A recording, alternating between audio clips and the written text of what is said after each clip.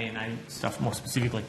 There was 5 recommendations. You said you disagreed with the report, but you've accepted all 5 recommendations. Is that correct? That's right, Senator. So we disagree with the report, but we agree with the recommendations. Well, we disagreed with one particular finding that the ANAO made because, despite talking with them at great length about the way that we do measure and report on greenhouse gas emissions, they continued to take the view, and we just have a difference of view on the value of the approach that they were suggesting that we take. So it's a finding rather than a recommendation in the report. The recommendations in the report go much more to the systems and processes that we are using to manage and govern the overall very comprehensive program of work that the government has, and we were very supportive of continuing to improve the way that we are doing that, and so we accepted all of those recommendations. Okay. The word that comes through a lot in the ANO report, the phrase, not word, is partly effective. That's consistently true. And I struggle with the yes, Minister interpretation of that. If I want to swim 50 metres underwater and I die after 20, I've been partly effective. I've got there, but I'm dead. What's the role of partly effective? How does the department see partly effective in the use of ANAO? Well, the way that we would see it is that they have found room for improvement in what we're doing. Significant room? Wouldn't mostly effective be some room for improvement? Mostly harmless? I'm not going to try to interpret the particular adjective that they've put on, but the way that we have you interpreted that? So the way we have interpreted it is that they have seen some room for improvement. They said that what we were doing, was effective to a degree. Their word was partly, but that we could do some things to make that better, and we are very committed to making sure that we implement those suggested changes where we can. There was a couple where they made them where it is subject to resourcing and so on. For example, one of the recommendations really goes to the whole department's information management system, which is something that of course we would like to do, but it's a question of resources and when we can allocate them to that. And I'll come to that. I think in the report, from memory, I think it says you're monitoring 102 actions or programs at the moment. Is that right? That's correct. Catherine Geiger, Acting Head of Division, Climate Change Policy, Adaptation and Risk. Okay, and so that goes probably to Senator Roberts' question earlier about, the ANA reports that you're not measuring a response from each one because you've got 102 programs interacting with each other in dynamic ways. I think recommendation 3 of the report states that we get to reporting that can be understood on a program and enterprise level is a surmising of that. So there will never be a case with the resources and we have the ability to have that 102 programs will be individually reported for success or failure. Senator, we certainly track each of those measures, and so some of them have come from the original Powering Australia documentation. Others have come from announcements that have been made by the government they've wanted us to follow up on, or a commitment that's been made, so that we are following up, and that's why there's a large number, because we're just making sure that we are able to sort of follow through on all of those things. So we are doing that at an individual activity level in that way. I think what the ANAO is saying to us is that we need to then get better at gripping up how we describe that at what they call a program level, so that's kind of looking at it as a whole, and then how that feeds into the department and at the department level, how are we thinking about risk and where does that lie in the different programs that we manage. So we accept that, again, we're doing quite a good job at the measure by measure, tracking that they're on track. I think whether or not the commitment has been made and where there's some room for improvement is stitching that up into the aggregate risk profile for the department. And I think that my interpretation, my real concern is that ANO aspect that there was, Phil, I think was quoted, DQ has been partly effective, there's a phrase again, has partly effective coordination and reporting arrangements. However, DQ cannot demonstrate arrangements are fulfilling their intended role. That's a quote. Is that the part we disagree with, or is...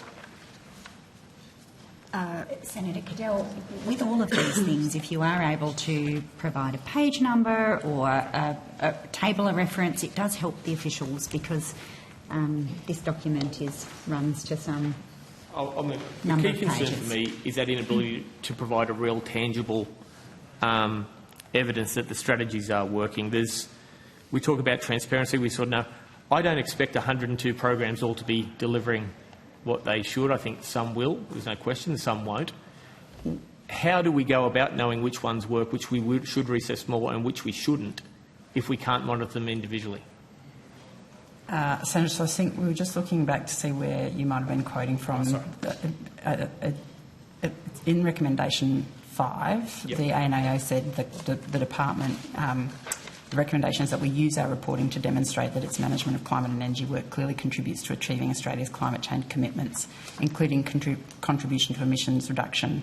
And we agree with that, and we have indicated that we are absolutely committed to providing a clear line of sight between each of the activities and the intent, particularly the contribution to emissions reduction. Our argument is we already do that in a comprehensive way through all of the material that Ms Rowley described. We have a very comprehensive look at emissions overall. We project them, we measure them very carefully. We know whether that is in fact occurring, and we will continue to do that. And the additional thing we are working on in response to the ANAO is being clearer about how each of those sort of individual measures that we are monitoring, how they feed up into those aggregate results. Okay. That quote was from the front page of the audit snapshot. That was where that quote was from. I understand, and it's great to hide the diminutive amongst the substantive. It's always a good way to do that, and vice versa when you're trying to hide.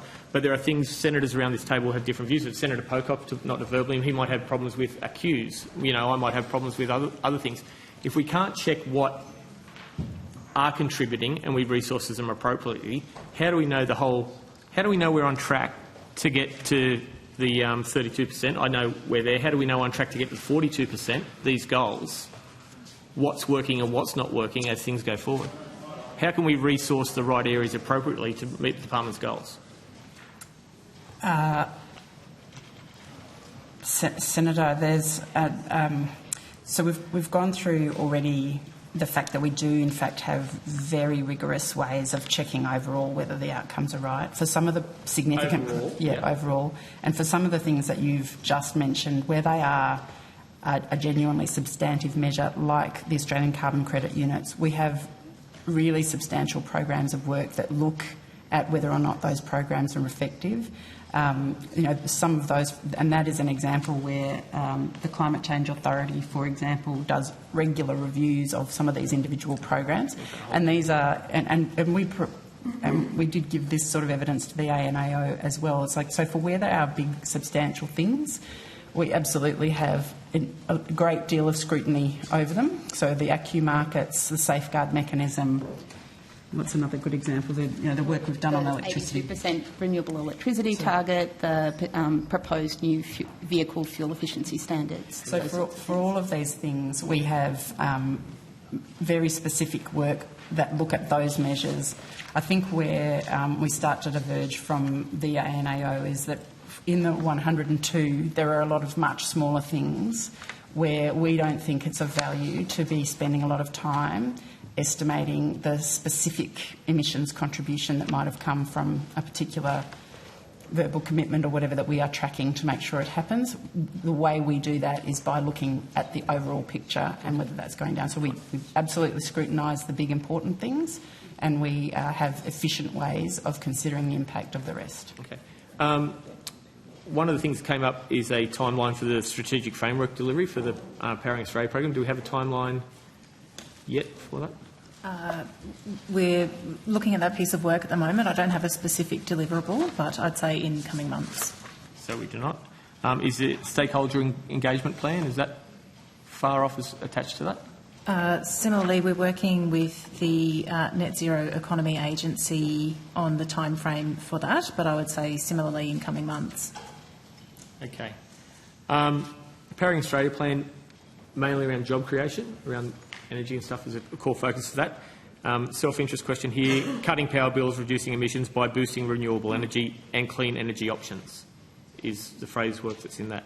So outside of the legal impediment against considering nuclear. Does anything in the Powering Australia plan preclude nuclear itself? Not to my recollection, Senator. I might have to take on notice to go back and read those documents, which I just acknowledge were pre-election documents developed by the then opposition. So I don't recall anything in those documents that said anything much about nuclear. And 32% is the current measured projection without additional measures. That without additional measures is not.